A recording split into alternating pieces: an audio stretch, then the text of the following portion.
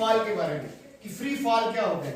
जब भी किसी ऑब्जेक्ट को, किसी चीज को हम हाइट से नीचे गिराते हैं, हाइट से नीचे गिराएं, तब उस ऑब्जेक्ट पे सिर्फ अर्थ की ग्रेविटेशनल फोर्स का असर हो और कोई फोर्स उस ऑब्जेक्ट पे ना लगे, तब हम उसको बोलेंगे फ्री फॉल।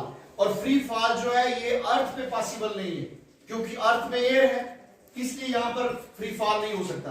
अगर हमें अर्थ पे फ्री फॉल करवाना है तो अर्थ की सारी एयर को हमें खत्म करना होगा। अगर हम अर्थ की सारी एयर को खत्म करेंगे तो आप बचेंगे? हमें से कोई बचेगा ही नहीं कि हम फ्री फॉल करवा पाए। तो फ्री फॉल कहां पर पॉसिबल है? मून पे पॉसिबल है, क्योंकि मून पे एयर नहीं होती। वहां पर आप जब भी किसी दो ऑब्जेक्ट्स को ड्रॉप करोगे तो दोनों बराबर नीचे आएगा। यहां पर हम कुछ एक्टिविटीज के द्वारा फ्री फॉल को समझेंगे।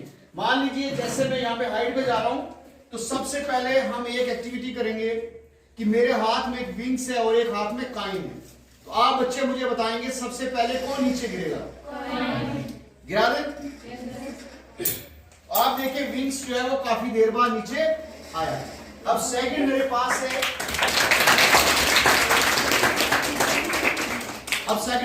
है, नोटबुक। भाई जिसकी नोटबुक है उसका दिल धक धक नहीं करना चाहिए, फटेगी नहीं, ठीक है। अब मेरे पास है नोटबुक, एक हाथ में मेरे पास एक कॉपी का पेज है और एक हाथ में मेरे पास नोटबुक है। अब मैं ड्रॉप करूंगा, आप बताएंगे दोनों में से कौन पहले नीचे गिरेगा? गिरा दे। yes, जिसकी है उसका दिल धड़केगा तो नहीं? yes, गिरा दे। yes, आप देखिए सबसे पहले कौन सी चीज नीचे गई? और जो पेज था वो बाद में गया। ऐसा क्यों हुआ? क्यों हुआ? नोटबुक का मास ज्यादा है और इस पेज का मास कम है। लेकिन गैलीलियो ने कहा ऐसा नहीं है। तो गैलीलियो ने एक एक्सपेरिमेंट दो डिफरेंट स्टूल्स पे किया था। दो पत्थर लिए थे, एक का मास ज्यादा था, एक का कम था। और लीनिंग टावर ऑफ पीसा, एक बहुत ऊंचे टावर पे चढ़ के दोनों स्टूल्स को जब नीचे गिराया था, उसने देखा था कि दो डिफरेंट मास के पत्थर जब जमीन पे गिरे थे तो बराबर गिरे थे। उस चीज को भी हम यहाँ प्रूव कर लेते हैं। अब आपने कहा कि सर इस पेज का मास कम है इसीलिए नीचे जल्दी आ गया, और इस नोटबुक का मास ज्यादा है, ये जल्दी नीचे आ गया, और इसका कम है पेज का और इसलिए ये बाद में आया। तो अभी देखिए मैंने इसको ऐसे क्रश कर लिया, अब मैं गिराऊंगा। अब आप बताएंगे दोनों में से जल्दी कौन आएगा?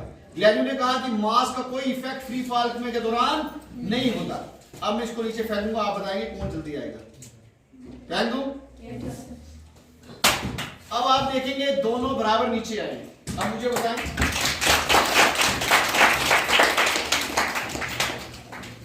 अब एक और एक्टिविटी करते हैं हम।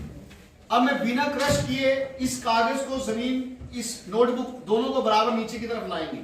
आपने कहा था कि अभी इसका मास कम है और इसका ज्यादा है इसलिए नीचे आए। जब हमने क्रश करके देखा तो आपने देखा पेज का मास तो नहीं ना कम हुआ, जितना मास ऑलरेडी था उतना ही था उसका एंड पे। अगर हम इस पेज को इस नोटबुक के ऊपर रखते हैं और मैं इसको ड्रॉप करता हूं तो आप बताएंगे कि कौन पहले आएगा? आप देखें दोनों बराबर गिरे कि नहीं गिरे? तो हम ये प्रूव करते हैं कि जो हमारे पास कोई भी ऑब्जेक्ट अगर हम ऊपर से नीचे की तरफ ड्रॉप करते हैं उसमें उसका मास का कोई लेना देना नहीं होता। मास की वजह से हम ये नहीं कह सकते किसी का मास कम है इसलिए वो लेट जमीन पे गिर रहा है और किसी का मास ज्यादा है इसलिए वो जमीन पे जल्दी गिर रहा है। तो यहां पर जो है कंसेप्ट क्या छुपा है? जब हम इस पेज को जमीन पे छोड़ते हैं तो क्या होता है कि जमीन इस पेज के ऊपर फोर्स ऑफ ग्रेविटी लगा रही है। कौन सी लगा रही है? फोर्स ऑफ ग्रेविटी लगा रही है। और नीचे जो एयर है, एयर क्या कर रही है? इसी पेज के ऊपर अपोजिट फोर्स लगा रही है। कौन सी फोर्स लगा रही है? अपोजिट फोर्स लगा रही है। और वो फोर्स कौन सी है? Force of friction.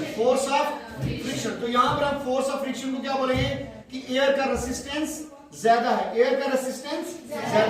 तो पेज का सरफेस एरिया ज्यादा है इसलिए इस पर एयर का असर ज्यादा होता है। और बदले में जब हम इस पेन को ड्रॉप करेंगे, पेन का सरफेस एरिया कम है और इसका मास ज्यादा है इसलिए ये तेजी से नीचे गिर जाता है। और पेज का सरफेस एरिया ज्यादा है और इसलिए इस पे एयर रेजिस्टेंस ज्यादा लग रहा है। तो यहां पर हमने जो है फ्री फॉल को देखा और समझा कि जो फ्री फॉल है ये तभी पॉसिबल है जब एयर नहीं होगी। तो हमारे इस अर्थ पे इस एक्सपेरिमेंट को रॉबर्ट बॉयल ने किया था। उसने एक ग्लास का जार लिया था, उसमें कॉइन और फीथर दोनों को डाला था। और फिर उस जार में से एयर को निकाल दिया था, वैक्यूम क्रिएट किया था, उस जार को फौरन जब उल्टा किया था तब काइन और फीटर्स दोनों नीचे आए थे। फिर एक एक्सपेरिमेंट मून पे किया गया डेविड स्कॉट के द्वारा। तो डेविड स्कॉट ने क्या किया था, विंग्स और एक बहुत बड़े हैमर को, हथौड़े को लिया और दोनों को एक साथ ड्रॉप किया था, और ये फीथर्स और हैमर दोनों मून पे बराबर नीचे गिरे थे। और ये पॉसिबल क्यों हुआ, क्योंकि वहां पर एयर नहीं है। जब एयर नहीं है तो एयर का रेसिस्टेंस जो है उस चीज के ऊपर नहीं होगा। तो फ्री फॉल में हमने ये समझना है कि क्या एरोप्लेन नीचे की तरफ आता है तो वो फ्री फॉल है, नहीं। क्या पैराशूट से कोई आदमी नीचे उतरता है, क्या वो फ्री फॉल है, नहीं। तो फ्री फॉल वहीं पॉसिबल है जहां पर एयर नहीं। समझ में आ गया सबको?